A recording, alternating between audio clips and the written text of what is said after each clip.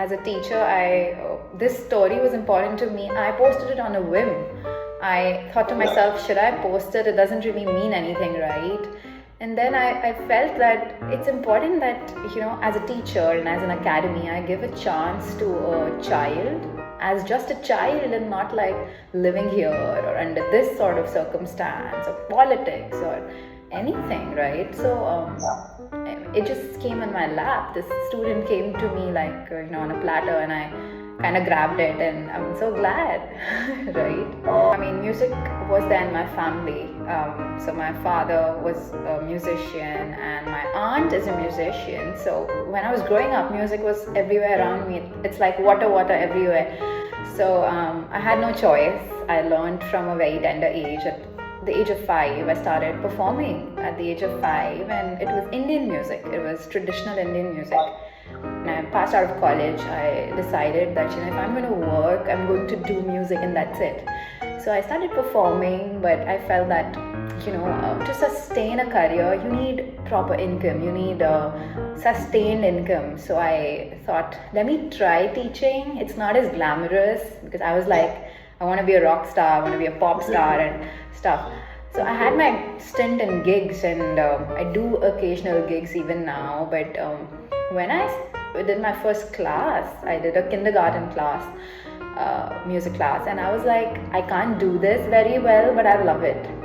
At 24, I started doing private lessons. I started my own studio from my own residence, and there was no looking back. I was like, really enjoyed. And when I saw the impact, however small, I decided that there's nothing like creating impact. When you see children becoming more confident, the way they talk, the way they sit, like especially in Indian music, you're supposed to sit still, you're supposed to be very attentive. So when I saw kids playing on the roads like crazy, and then after a few months of learning music, they would kind of be proper and be attentive, and I saw that change, and I was like, this is what I want to do for the rest of my life. So my dad introduced me to Trinity, and he said, you really need to kind of do this. It's exciting, the course is fun and this and that. And I was like, let's do it.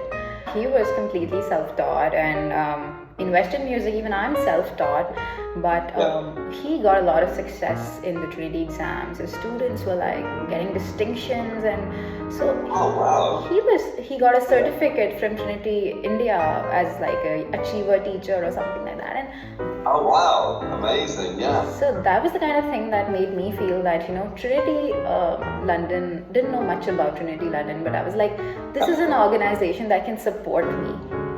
This is an organization that can work for me as well. This organization cares. So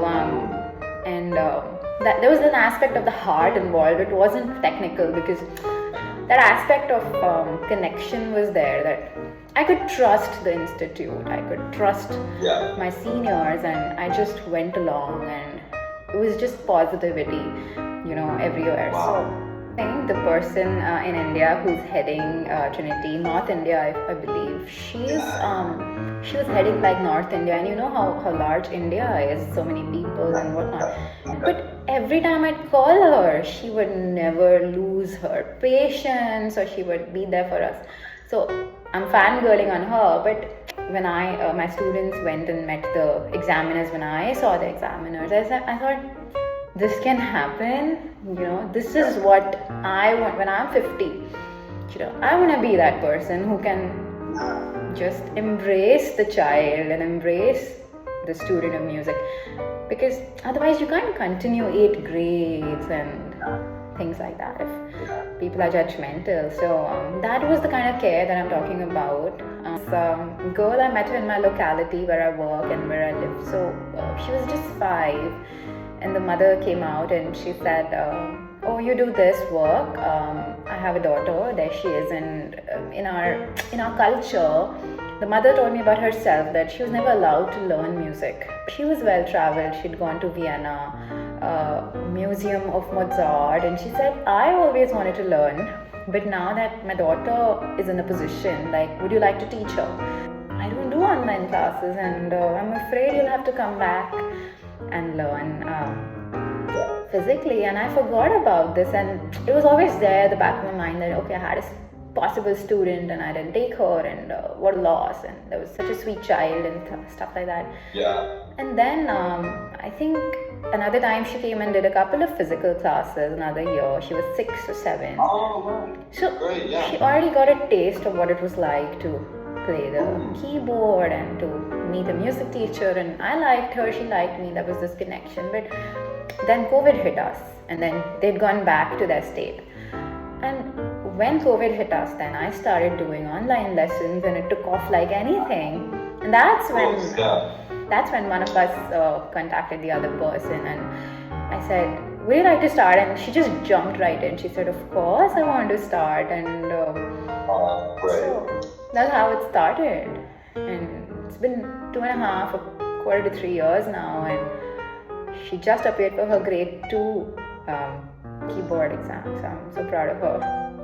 So I would just like to clarify that as a person, as a teacher, I am not very interested in marks. So I thought, and I told her mother that they're not gonna give you marks because you pushed yourself. They're gonna give you marks based on the output. So this, she may not get great marks, but would you like to appear?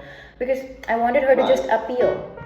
A child who has never had such an experience. I wanted that experience for her. So her mother was very happy. She was so supportive of me as well. So she said, yes, let's do it, and let's just get her out there, basically. So I think just that ecosystem that she'll be a part of, that she can grow up and say that when I was 10 years old, I appeared for an international grade exam.